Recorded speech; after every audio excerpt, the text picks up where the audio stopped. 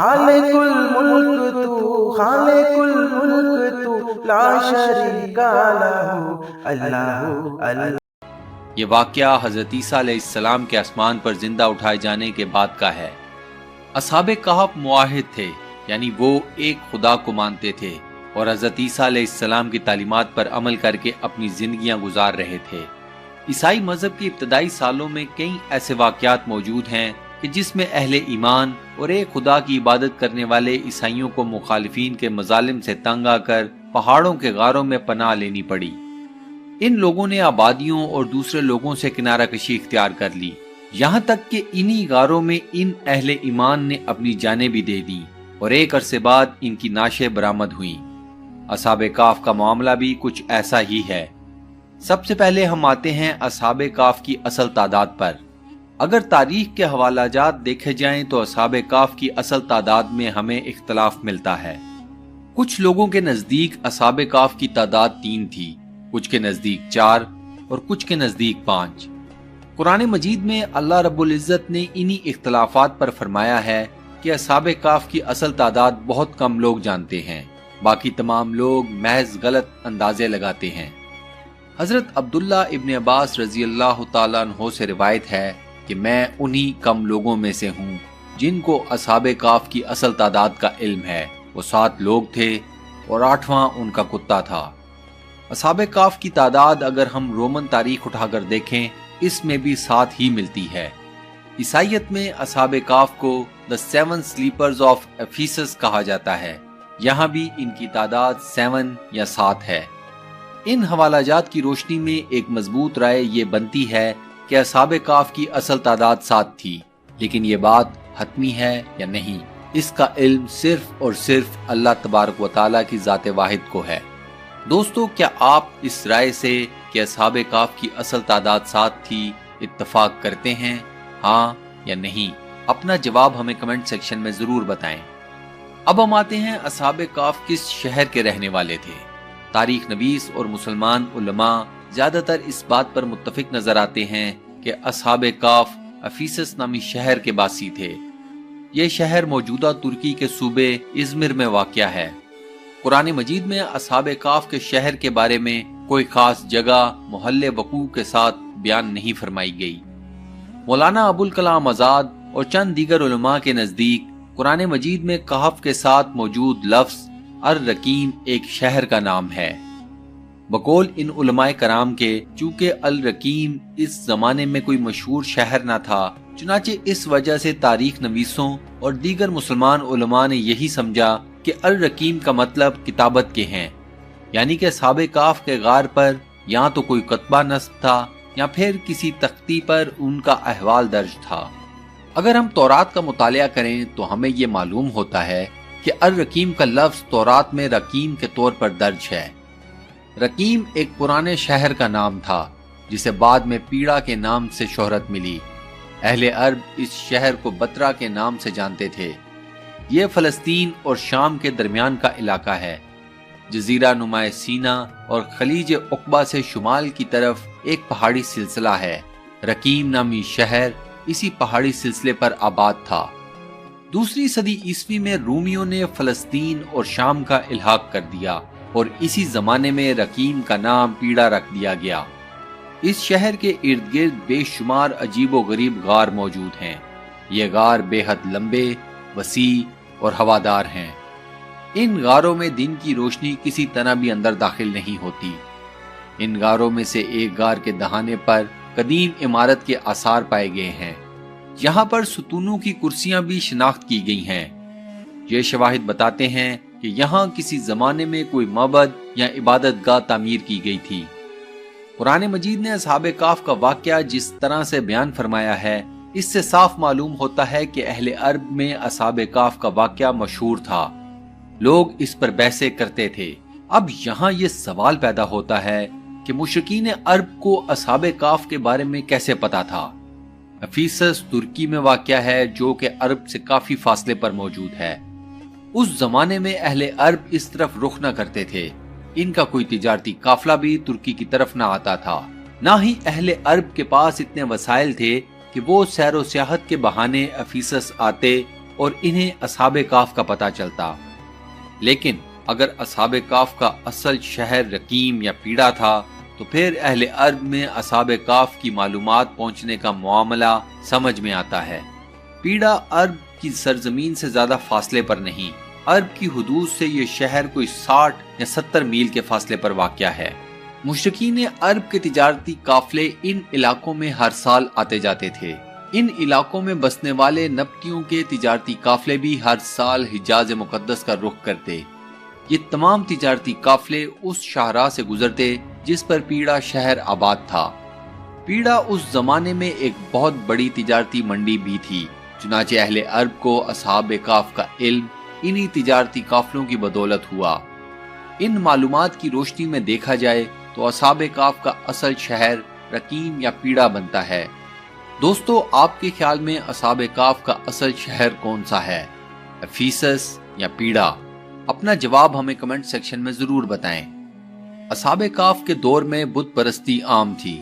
فلسطین اور شام کا علاقہ رومی سلطنت میں آتا تھا اور اس زمانے کا رومی بادشاہ ڈیسیس یا دقیانوس خود بھی ایک بت پرست تھا۔ وہ زبردستی لوگوں کو بت پرستی پر مجبور کرتا۔ دقیانوس عیسائیوں کے بے حد سخت مخالف تھا۔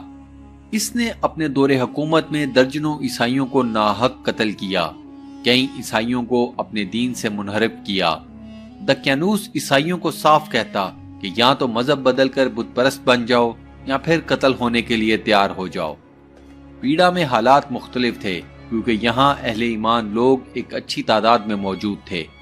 دقیانوس کو جب ان لوگوں کا پتہ چلا تو وہ پیڑا شہر آن پہنچا۔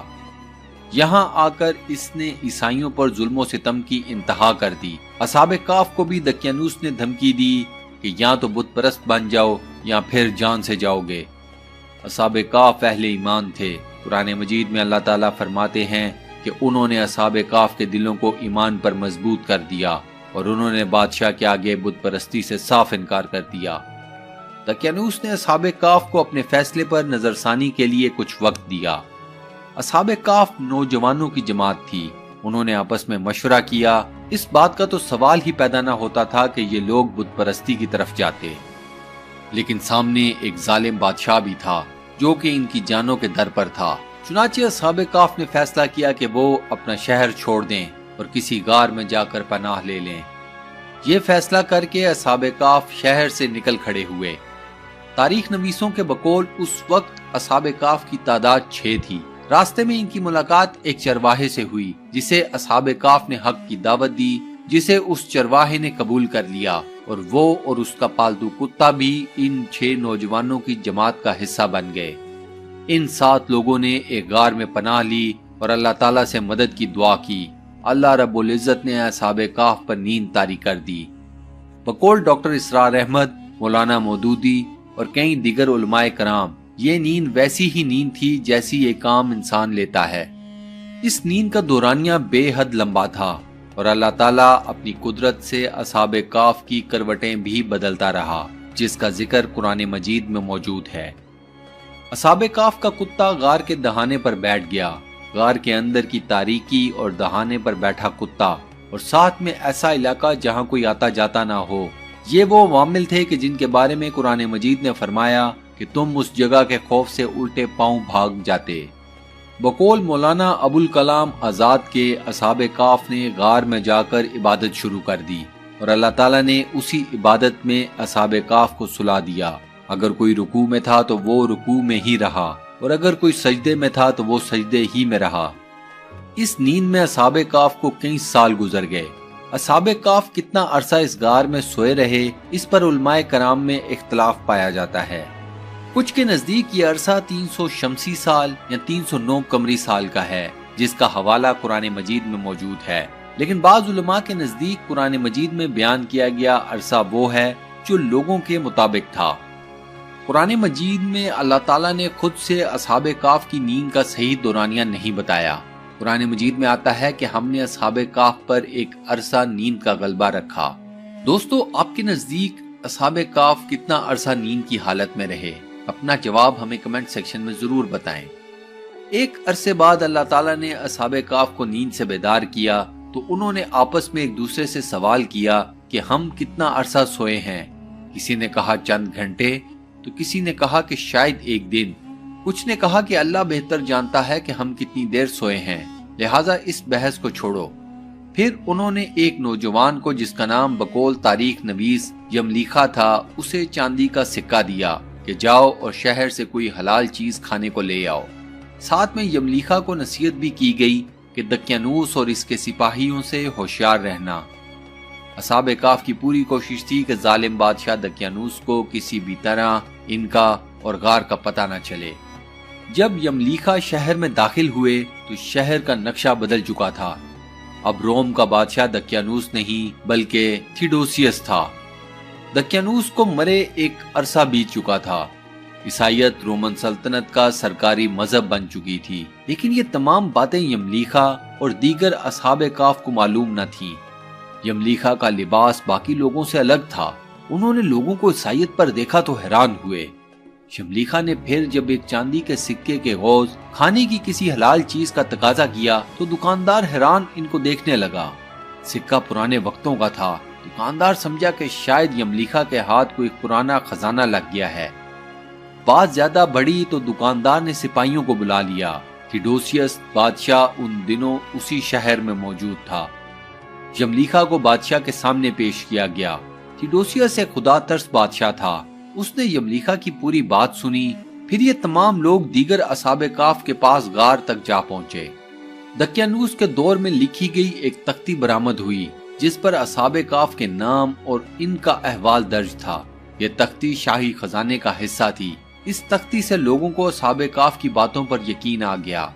اصحاب کہف اس واقعے کے بعد دوبارہ اسی غار کی طرف لوٹ گئے اور اللہ تعالیٰ نے اس اہل ایمان جماعت کی روحوں کو وہیں قبض کیا۔ بادشاہ نے اس مقام پر ایک مسجد کی تعمیر کی۔